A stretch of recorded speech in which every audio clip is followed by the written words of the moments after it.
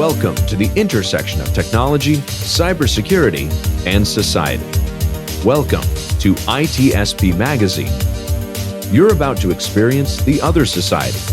Prepare yourself for an independent, unscripted, and unedited conversation about the past, present, and future of the relationship between technology and humanity. Our goal is to share information and inspire action so that technology can be utilized to make our world a better place for everyone. The other society is not just a vision, it is a movement, and you can join it. Knowledge is power, now more than ever.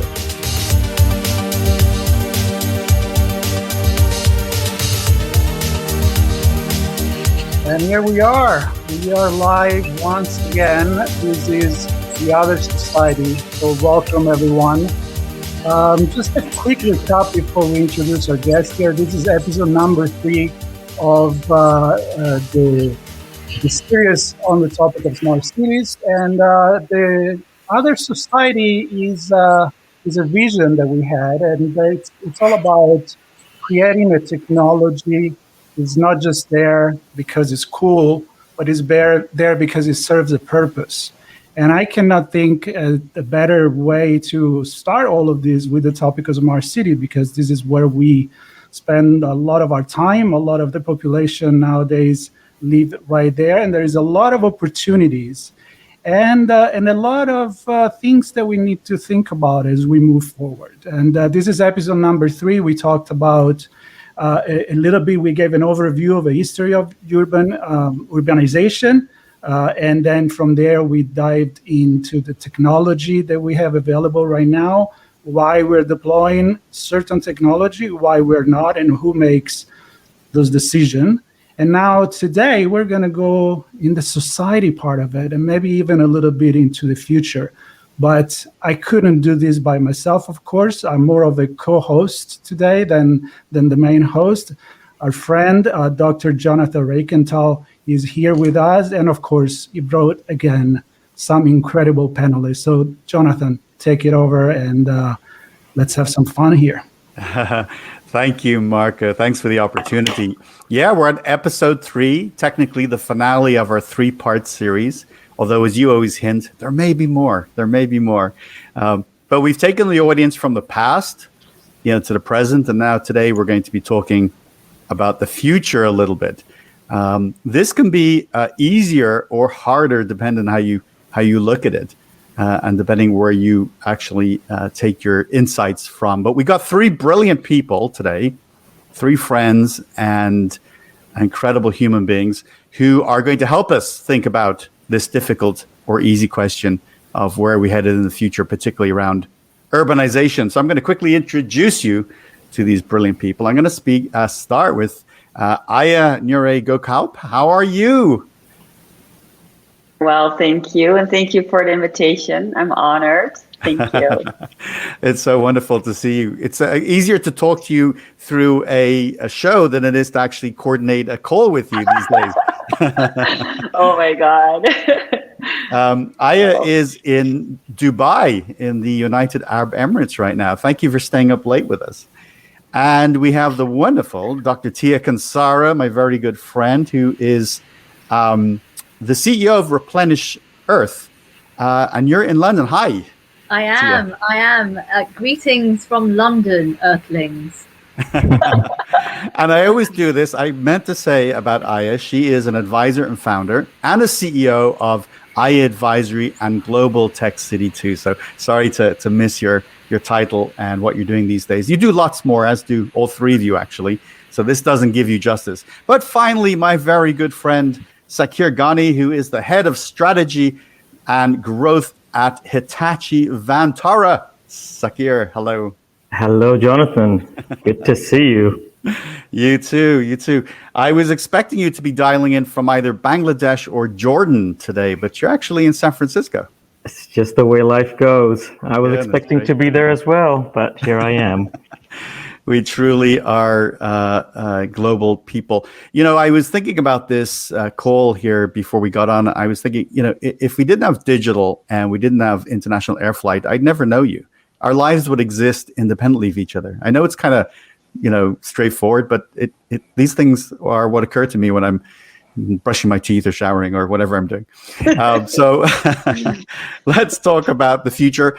And we got a whole variety of ways to think about this. I'm going to talk, and perhaps randomly, I'm going to just start with you, Tia, and get your views to kind of get us kicked off here.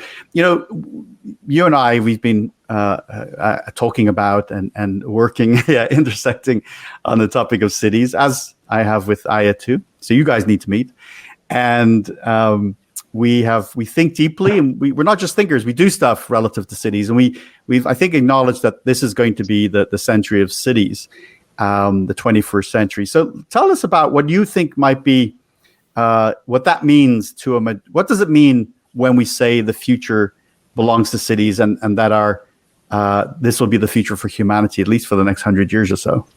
Yeah, gosh, that's such a good question. I think, when I'm digesting your question, I'm thinking about three very specific areas of self-sufficiency, adaptation, resilience, and these are the core factors that we've been designing urban environments with.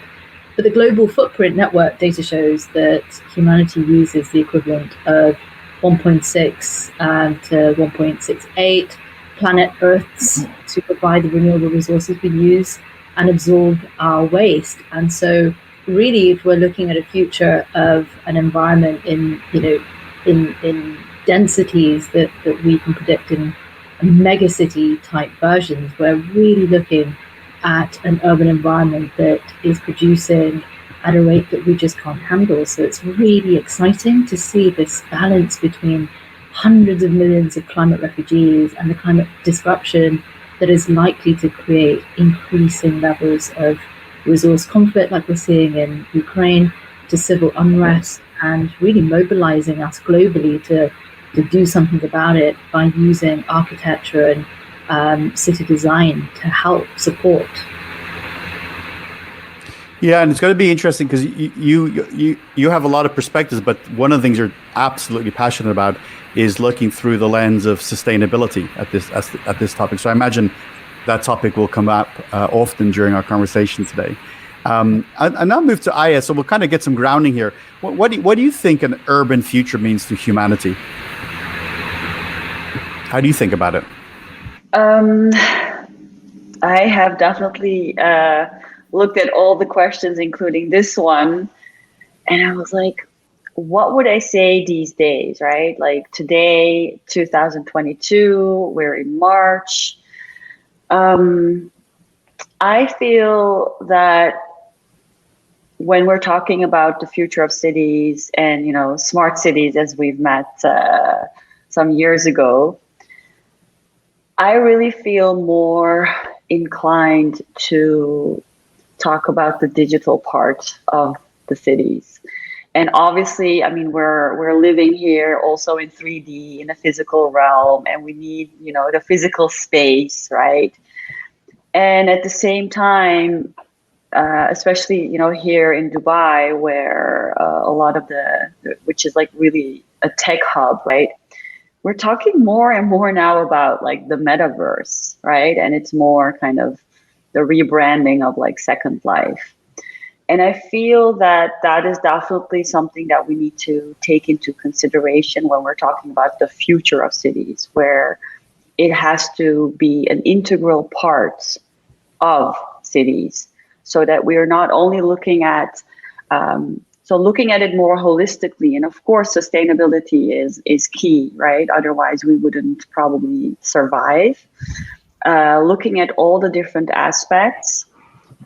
Also happiness, right? Which is, again, Dubai is very much looking at that.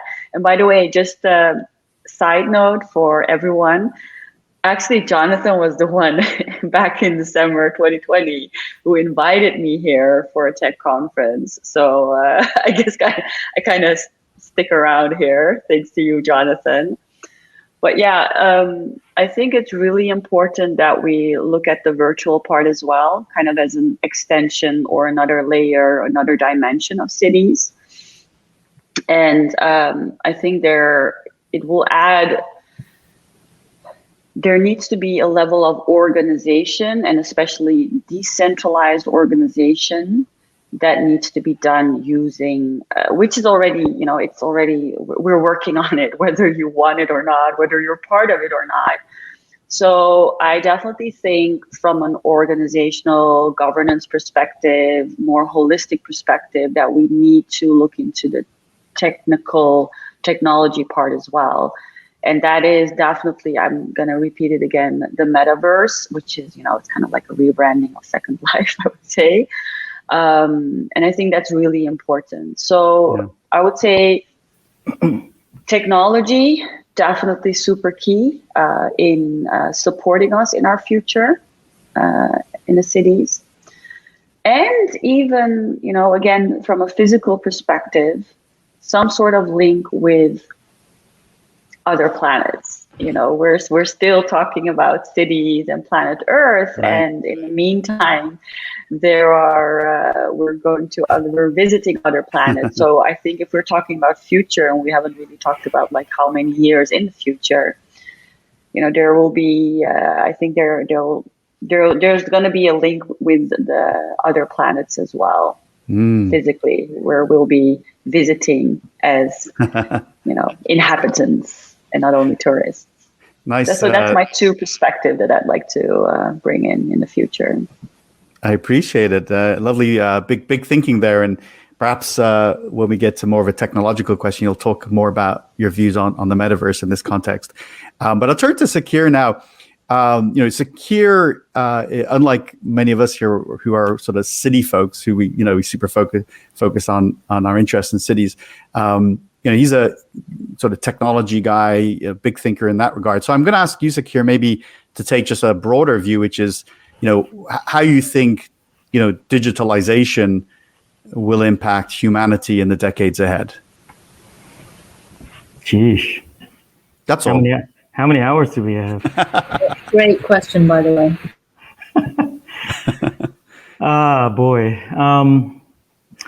It's such a broad question. I suppose the only way to answer it is to try to scope it a little bit into the relative to cities, since that is really the grand topic here. Sure. I just got back, as you mentioned, at the beginning of this call, from my mother's house in Bangladesh, in the capital city, Dhaka. And from there to San Jose, which bills itself as the capital of the Silicon Valley.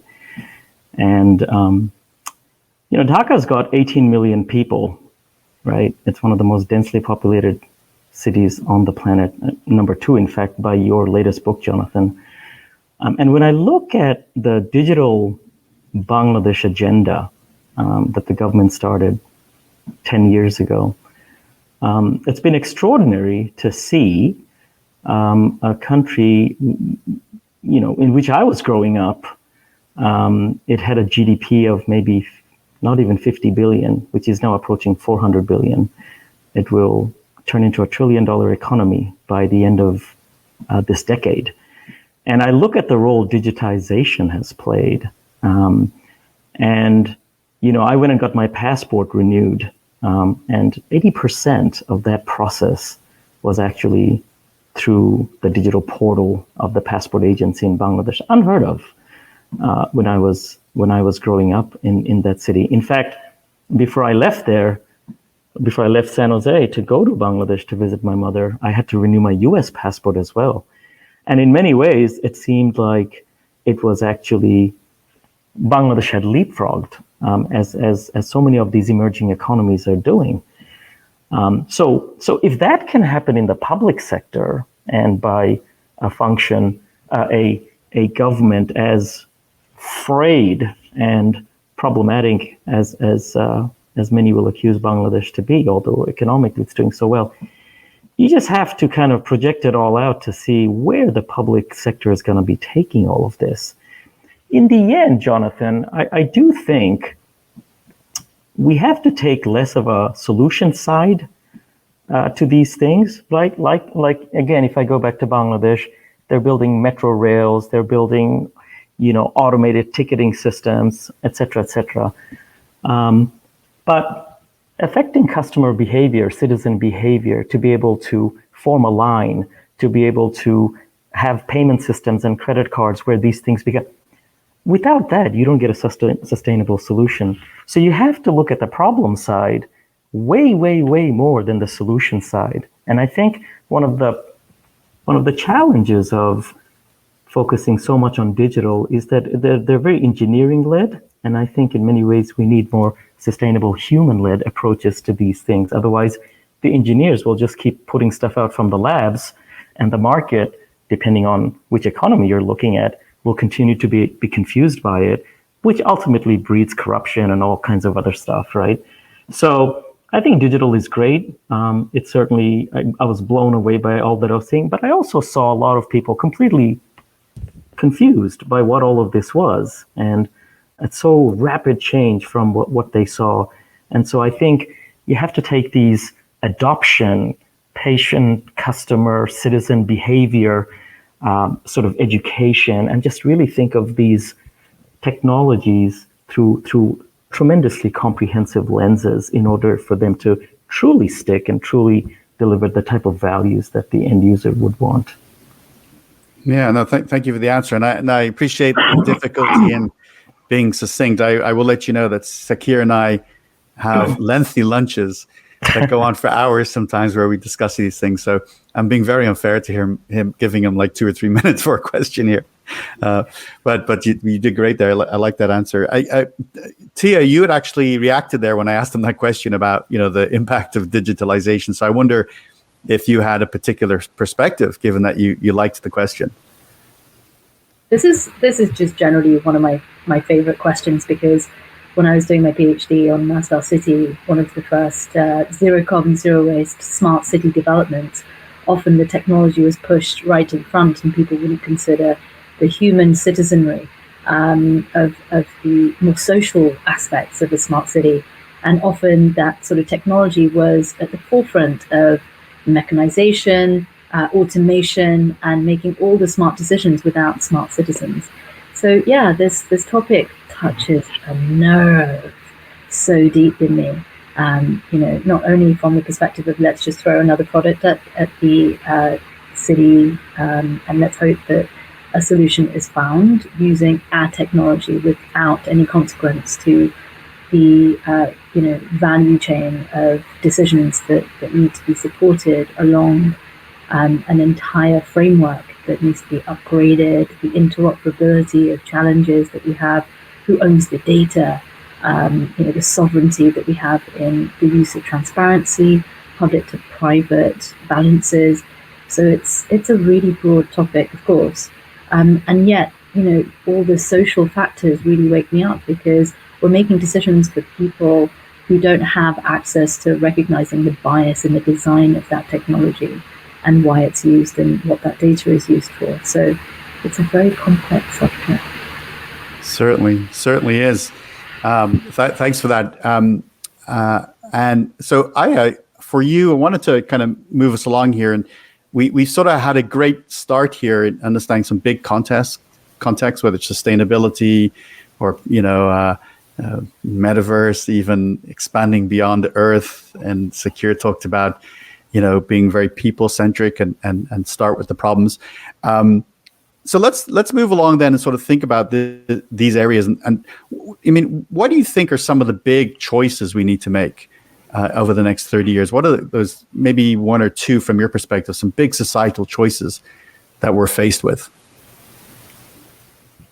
Wow, that's a big question indeed. I just want to also point out that even though I've started to talk about the digital aspect and the technology, I think in the design of cities, whether it's the redesign or the current design, I think it's important to really do this holistically. So getting all the different aspects, and again, I'm just obviously referring to the sustainability aspect, the human values.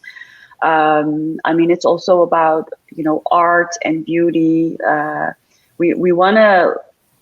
We need to have every aspect that is important to us in the design. So that means also having different people from different backgrounds and different experts in this whole design, right? If you're designing something from just creating new solutions, technical solutions, and not thinking about what do people want and what are the actual problems, you need to really do a deep dive, right? So I think that's important to point out as well, that for me, it's not just about technology, right? In terms of the big decisions moving forward, I honestly don't have like a really great answer to that. The only thing that really pops up for me is I believe that in these big moments of crises is where the decisions will be happening. Because if it's not going to be a huge crisis, a huge problem, we're not going to make those huge decisions. That's what I feel intuitively. And obviously you've been here, and I keep talking about Dubai, even though I'm from Amsterdam, because I was really kind of blown away with how they started here 50 years ago with like a desert, and now everyone around the world is kind of coming to Dubai, and everything is like, it's great service, it's a really great livability. And that started with a vision. There were problems. There were big problems and big opportunities, and it started with a vision, right? And with leadership. And I think if it's not about if there are not big problems, then and not leadership, we're not going to make it. So that's my answer for now. It's not the greatest answer that I would like to give, but that's it for now. Actually, before you go there, Mark, I wanted to recognize. No, I mean, reacting to crisis. I thought that's an excellent way of thinking about it, and we just got to be able to better anticipate those crises, if you like, or imagine the possibilities. So I thought it was a great answer, Marco. Yeah, I just want to jump on this because I'm already surprised in a way by the fact that looking into the future, we're talking about. I was expecting to be very technological, and I agree with the metaverse that's definitely something we want to talk about. But I see it going back to the root of our humanity, like what Zakir said and what you said. And it's funny because the other day I was on a podcast and somebody asked me, does it need to have technology as city in order to be smart? And it really made me think a lot. Like you can make a lot of smart decisions that don't even involve technology, and then technology, you stack it on top of that to achieve what your vision is. So I just wanted to note these, and because it really made me think a lot. Yeah. Remember, you've heard me say it 1,000 times. I think one of the most impressive technologies of our time are bicycles. I love that. Bicycles are changing the world right now. So this is for Zakir. Maybe this is more in your sweet spot. The same question, the big choices. What do you think is the one, maybe two big choices we have to make as humanity over the next maybe 30 years or so? Well, I mean, urbanization is a mega trend. Right. I mean, there's no stopping that train, right? So it almost doesn't even seem like that's a choice. For however the planet and our socioeconomic systems and our historical past has evolved, urbanization is it. So one thing I wonder about is, well, two things. They're related. One is, are the cities just going to keep getting mega? Is that the choice that we want? Or are we just going to be building more cities? Like Nome, as you pointed out to me, Jonathan, on one of our elaborate lunches.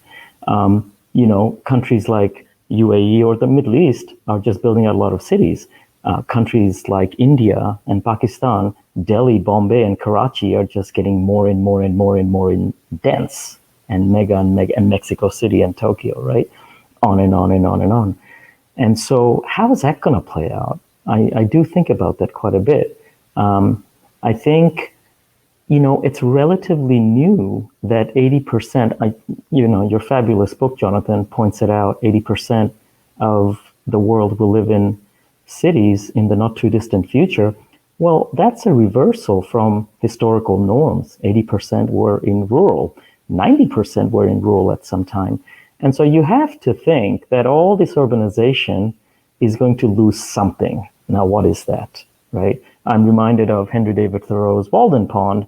You read that and you realize very quickly what's going to get lost, that there's something very real, which is space, and which is the ability to be creative and for the mind to really go into new horizons of abstraction. That's just very difficult when you have enormous clusters of movement and technology and gain and just so much. It's which is always for me answered why the Silicon Valley took place in suburban Northern California and not in New York City.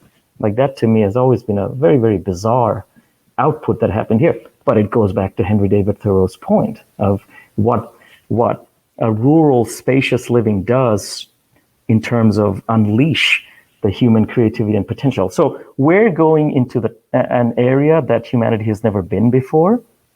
And I think it's not so much the choices that we have to make now, because I think there's too much momentum. It's not like you can stop any of it.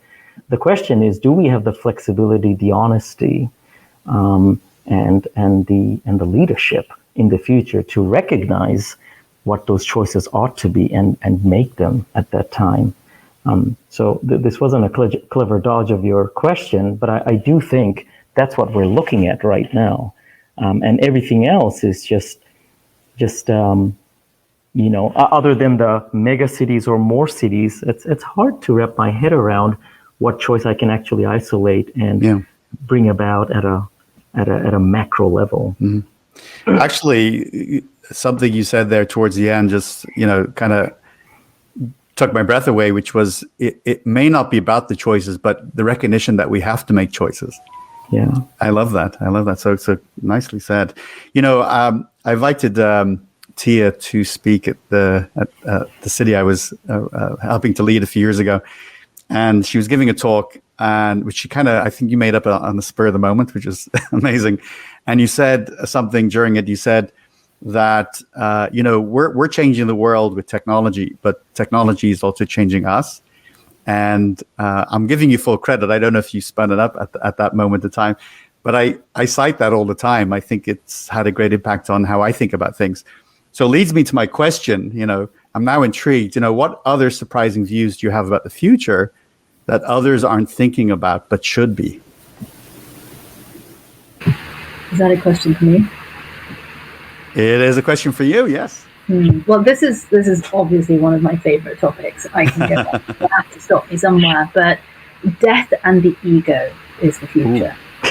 So let me spell out some of the kind of crazy thoughts that I had in the last couple of minutes while Saka was really giving me some philosophical, spatial, experiences whilst he was talking.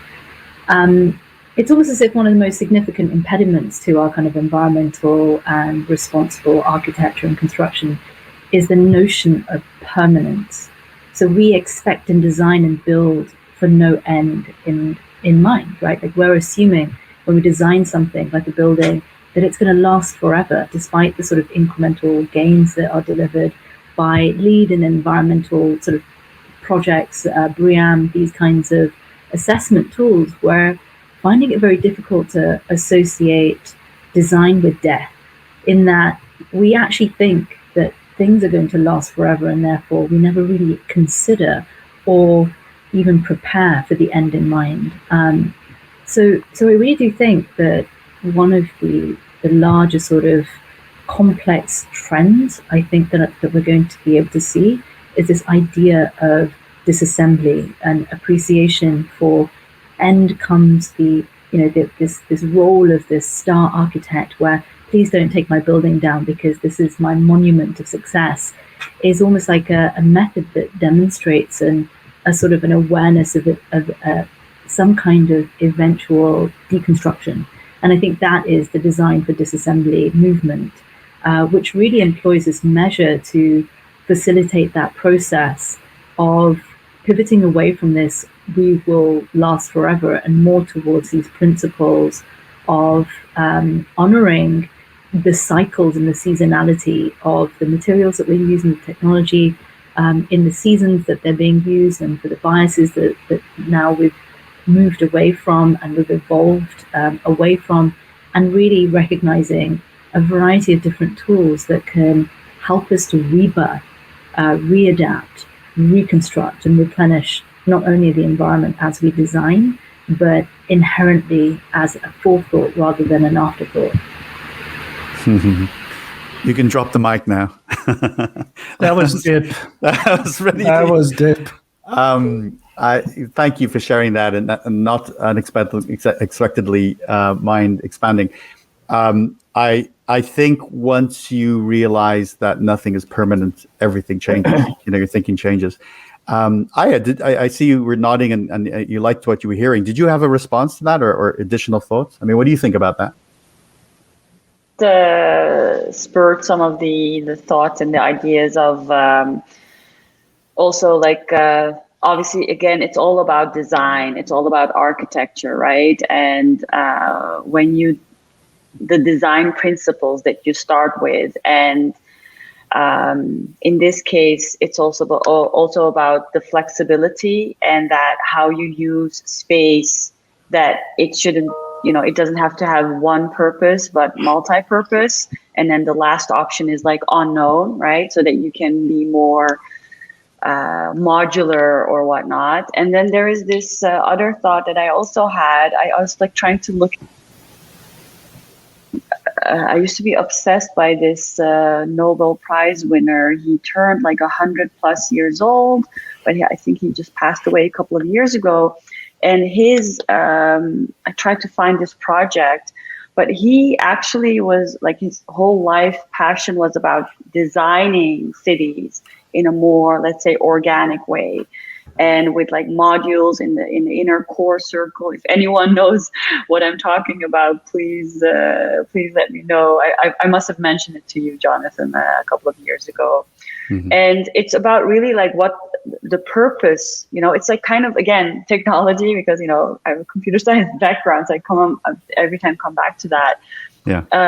It's when you design and when you start with the architecture, you're looking at purpose, right? Like what do you need to do? Like it's a living area, it's an education area, arts, again, is really important. And by designing cities like that, and I feel actually that cities, there's not really been a lot of innovation in city design, honestly, other than maybe some of the projects here as well. I mean, we need to also see how it's going to be livable. It's always great to create something on paper, but then in the end, people need to live there, and then you need to see if it's really getting used. And I feel that I need to look up his name and this project, because I think it's like in Venus, Florida is where like the first kind of mock-up is. And you can see this also in places like Bali, and I think also in Thailand, it's starting to pop up, where you have communities of people who kind of have the luxury to not really be bound to one place, whether it's digital nomads, people like, especially here, when you meet people here in Dubai, like everyone is like from 5 different places, it's no one is like living in one place permanently. And, Jonathan, you're also like half of the time, I think, in the plane.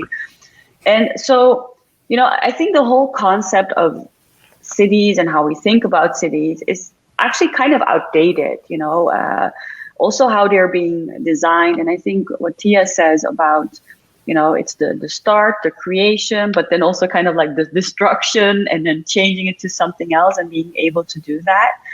I think there's definitely a lot, not only to look at, places like Amsterdam, which is really known for urban planning and design, and which I definitely still enjoy. And I'm looking forward just to go back in April, where you can just hop on your bike and in 10 minutes, you're like anywhere, right? I mean, that's like smart design. and that you obviously look at like, where are you? I mean, it's different in a climate, like Amsterdam, than in a climate like Dubai. So when you're designing and building, it has to be obviously fitting to the different places as well.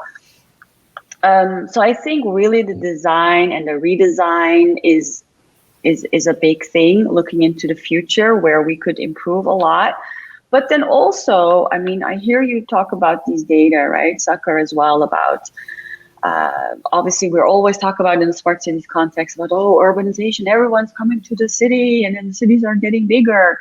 But there's also like a trend of people and communities, and especially now also in this whole blockchain, decentralized, let's say, communities, where they, where communities purchase, maybe it's not a city yet, but, you can see those places as kind of an extension of a city. Maybe it's more of a virtual city, because a lot of people really kind of live digital, again, maybe we're not talking about a village somewhere yet, right? Because we're, as Sakar said, it's also where the biggest innovations are actually in the emerging markets, right?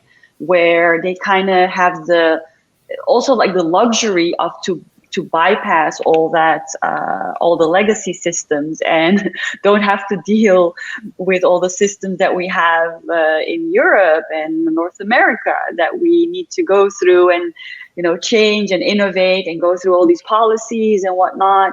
So, I think that the whole like idea and concept could definitely be broader, and to look at these other trends as well, because they're definitely there. I see it, and I think it's just going to be more and more. And especially if you look at like how, the wealth is distributing to other, circles and populations. And if you look at, millennials, and if we're talking about the future, it's not us, we're just going to be dead. Tia's talking about like not being permanent. We're not going to be here. So it's going to be, if you have kids or grandkids or whatever, and they're going to be born into different societies, they're going to be already, born into all this technology, and they're going to be already probably, perhaps even be born in with a digital twin, and they're going to be already having perhaps like, a Web3 ID in their wallet. It's just going to be so different than any, 5 of us here can even comprehend. So I think it would be really good to also have literally like very young people in these discussions as well. Good point. And Good point. Like kids, someone who's like 8 years old and someone's like maybe 16, because they have such a different view on the whole idea of cities. So I think there's a lot more, let's say, diversity in these topics that I would like to kind of see and hear as well. For sure. Sorry, thanks. that was my rant. Well, the biggest surprise about the future is that it surprises, right? We can try our best, but it's not a straight line. And talking of which, let me move to you, Sakir, here a little bit. We can learn a lot from the past, right, as we look towards the future. So I wonder if you have a perspective on, what can we learn from the past to shape, how we might think about the future. So maybe give two perspectives on this, one on the immediate past and one of the distant past. So the immediate past, knock on wood, I'm going to put the whole COVID pandemic that just happened. I think we're approaching calling that in the past, I think. Let's see what happens. I think it taught us a lot about how to be. And since so many of us are in cities, what does it mean to be isolated, and what does it mean to not be able to interact, and what does it mean for governments to make sure that mental health care is front and foremost, because everyone's going nuts with this situation that's been imposed on us all. Not to mention not the more important, the critically important things like health and education and the huge impact. I mean, we have an entire generation that's just spent the last 2.5 years going through their school experience through the medium of laptop, and someone who saw his own son go from 14 to 16 through that age. What a catastrophe, right? Absolute disaster in terms of how that experience ultimately went. So, you know, what lessons from the pandemic experience? I'm sure the good people at a lot of these multinational health and nonprofit organizations, I keep hearing that they're going to have a much better response in the future because there's better preparation for dealing with these things. And ultimately, this is a city topic because it's all policies that are coming from cities, and it's all services provided by cities, and it's all affecting people that are living in cities way more than people living in the rural centers, right? And so I think that was a big one from the immediate past. As far as the distant past goes, I do think a lot about the emphasis of efficiency that a city must focus on. Efficiency in costing, efficiency of yield, efficiency of everything, right? You know, people go to Europe. We've got Aya there. You live in, or you're from one of the most beautiful cities on planet Earth. What does everyone say when they go to Europe? They don't say so many things. They do say so many things, but number one on the list is how beautiful Europe is and how beautiful the cities are. And yet you won't find streets and avenues in most cities, right? You won't find this crisscross grid that's all about blocks and efficiencies. You find completely a maze of a situation in Portugal and in Amsterdam and in Madrid and so on and so forth. And so I do think a lot about the focus on efficiency as opposed to the focus on beauty, which I think cities will accelerate that because they have to. And so I would argue today's cities would never produce a Taj Mahal. It would never produce an Alhambra. It would never produce a La Sagrada Familia. It won't produce any of these things because those take time, exorbitant costs, because the focus is on beauty. The focus is on quality. Whereas cities and urbanization, because there's such a cluster of people, has to focus on quantity and on effectiveness, on efficiency, things that technology drives. So for me, a lesson of the distant past is how to maintain the focus on the leisurely, on the beauty, on that which raises the human spirit and not just our material needs and our safety security. How do we make sure we can climb, you know, Anslow's matrix of the hierarchy of human needs, which if we don't have the balance, it'll tend to be lopsided in one direction. And I think on the whole, that could be detrimental. Nice answer. And while you didn't have to, I think we have to recognize and appreciate that you did keep it within the scope of cities. So you didn't have to do that, but thank you. For Tia, I've got so many questions for all of you, but I'm being really, really selective here in the time we have. I'd love to hear from you. What are you doing personally to prepare yourself for a more unpredictable future?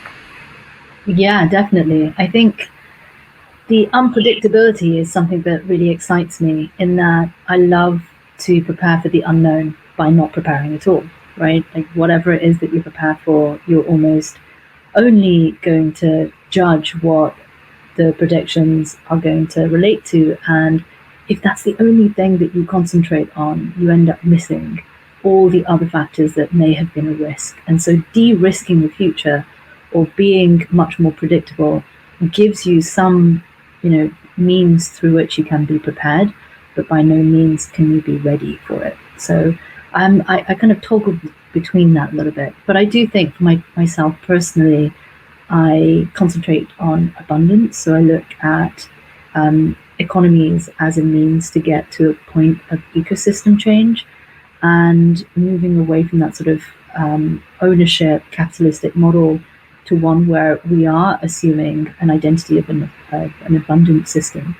And then from sentience, I really think that sentience is one of my new favorite topics, in that we've become more sentient in cities. Our technology is more sensory. We are more sensual in our capabilities of being able to not just observe, but communicate within that liminal space that I felt Sakura was talking about, in that, we have this sort of rational identity of the quantitative data that we can collect, and yet it doesn't matter how much data you collect, you cannot put into numbers the sensation of walking in awe into the beautiful Vatican, or the feeling of the environment. And I think really, to prepare myself for the future, I spend a lot of my time thinking about the epigenetics of well-being, in that we are surrounded by this vessel of an environment that has all these multiple inputs and outputs.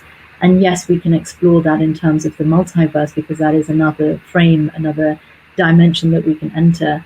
But these liminal environments are giving us much more of an appreciation for broadening out that which we know to that which we do not know, and being less judgmental about our failures and actually transmuting them into much more of these creative streaks. Thank you. I'm going to have to grab my dictionary after this and look up a couple of those words, but I'm only kidding. Some good stuff there, though, but some of them are not that well known. So there's the challenge for some of our listeners and viewers. I wanted to just mention, as I asked the same question to Aya, or just observe and acknowledge that you had mentioned sort of looking at the future through the lens of design and creativity, and that very much reflects who you are. And as I look at your photographs and your how you express yourself through dance and art and how you see things, I wanted to just recognize that very much personifies who you are, and it's lovely to hear you talk about the future through that lens as well. But so what are you doing to? What are you doing to prepare yourself for an uncertain future? Good question. I actually have to, I concur with a lot of, I think almost everything what everyone has said so far. So just want to acknowledge that as well.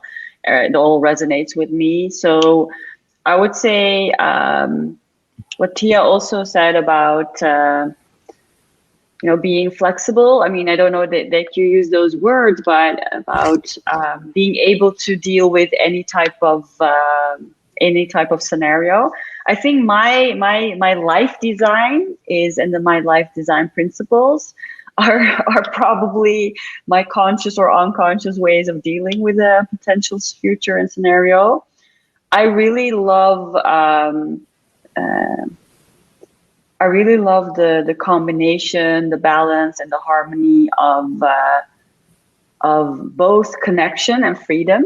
So freedom for me means being flexible and having all the options. So that means wherever I would like to live, go to, whenever, with whoever. That's really important as a life design principle. But then also obviously connection, having connection with other human beings and nature. And that is something, in the city, it's really about the connection with the people that are in the city. And that's a choice, obviously, as well, why I'm here, right? Why I'm connecting with the people that are here. And why this month, it's like almost every day there are conferences, and you go there not only to listen, but you go to network and to connect with people that you already know and new people. So that connection is really important. But then definitely, craving the connection with nature, like trees, oxygen, and that's the sentience, I guess, what Tia is also talking about. I mean, we are human beings, spiritual beings, all the beings, all the levels and the dimensions at the same time, having different experiences at the same time. And for me, it's really about, being here in the 3D, in the physical realm, and whether that's in a city or in a rural area, it's about having that connection, about using all your senses. And in that sense, I'm coming back to your question, in that sense, being in a city, it's not always, a beautiful pathway. If I don't have to be driving from, Marina to downtown, I rather not, right? So being in the physical realm and moving around as we do that because for different purposes, because we have to be there for a conference or for a meeting, or to really, go and visit the expo or whatever, or if you're somewhere else, go visit nature. So it's all about, these decisions, like why are we actually, the consciousness and the awareness of why are we doing what we're doing?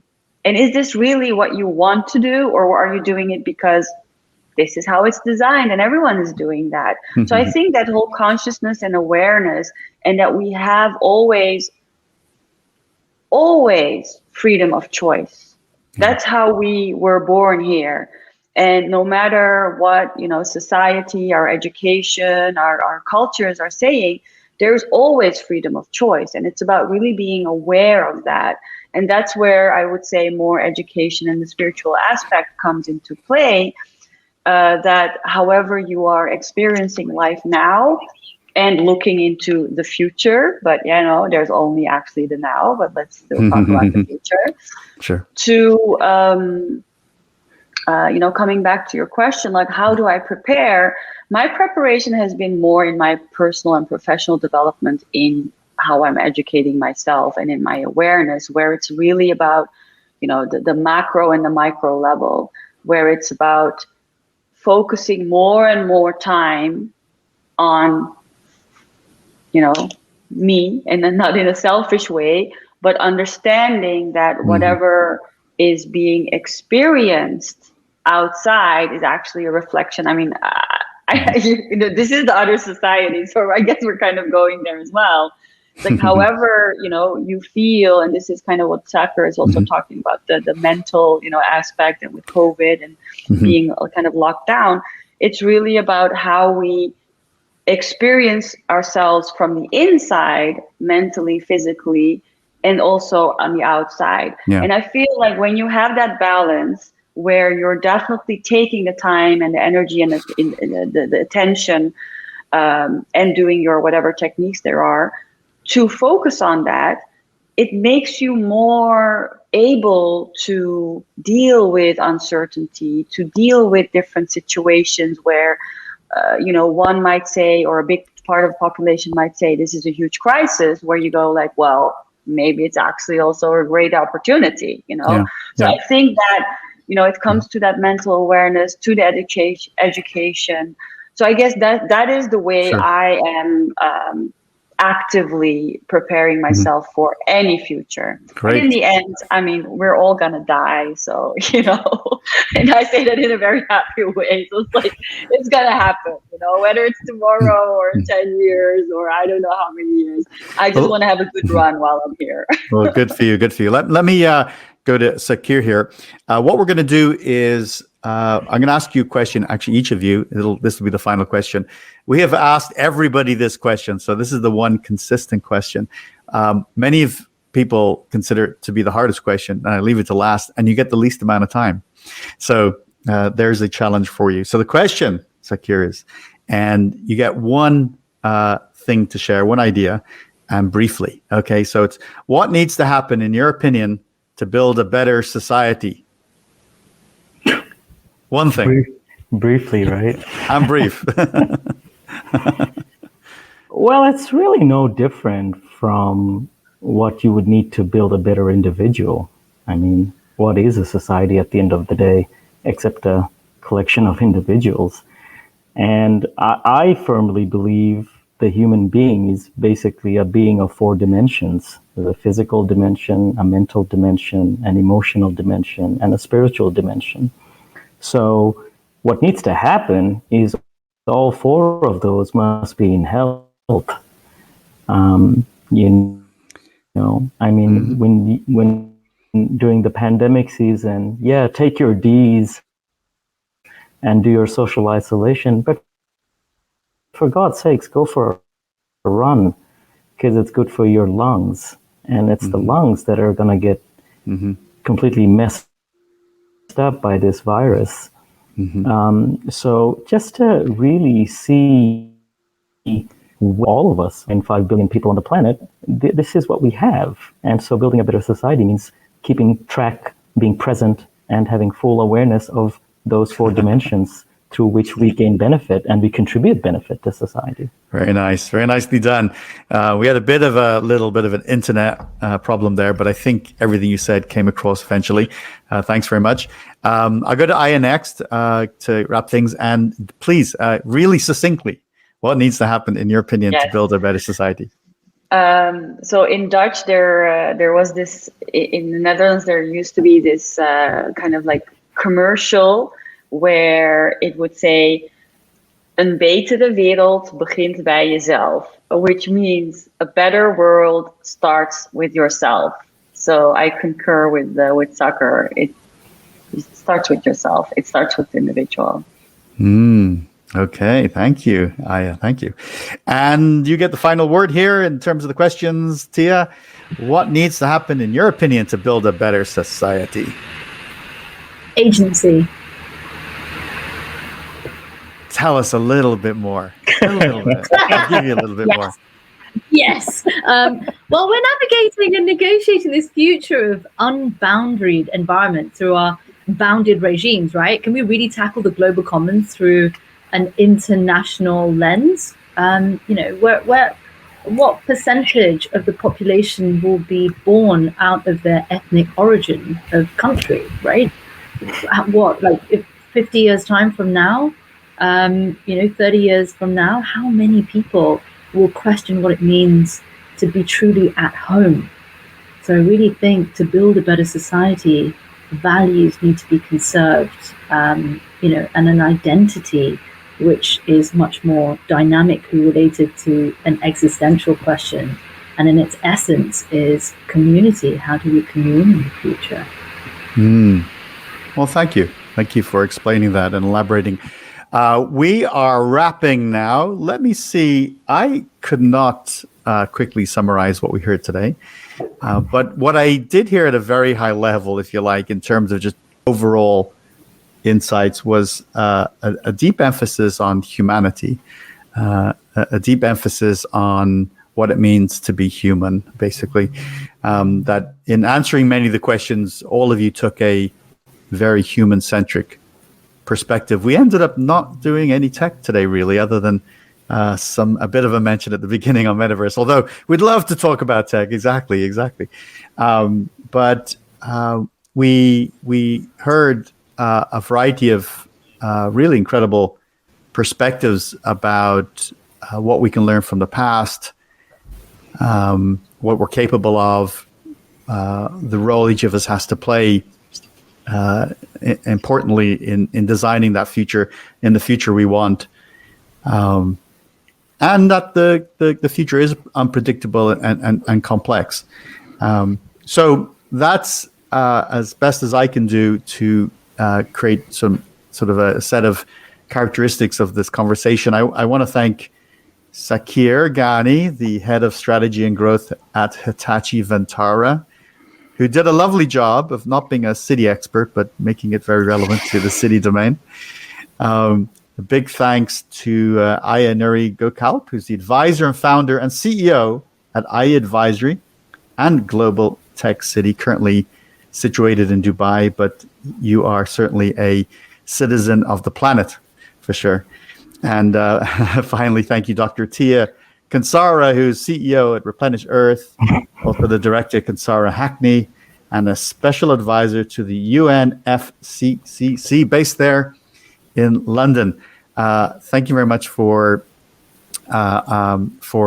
humoring me for this hour, and I hope it was interesting and enlightening. I'm sure it was for the listeners and viewers. What a great honor and pleasure to be with you.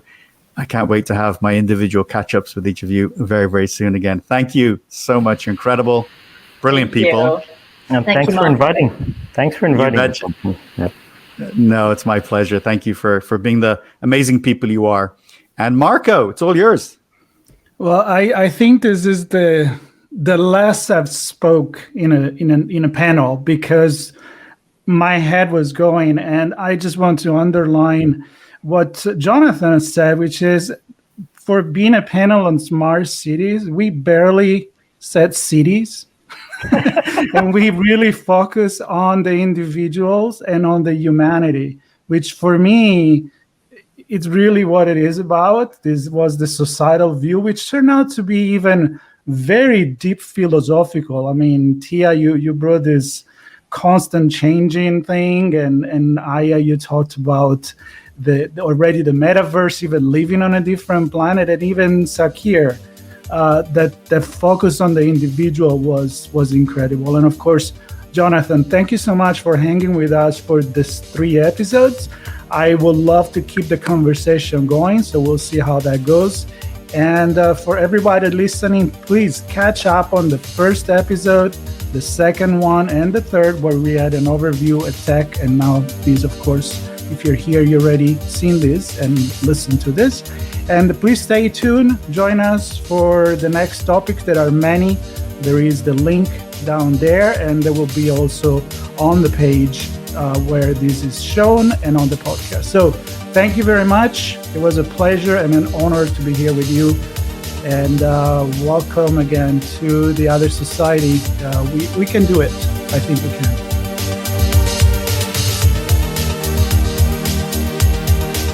We hope you enjoyed this episode of The Other Society. If you learned something new and this discussion made you think, then share ITSPmagazine.com with your friends, family, and colleagues.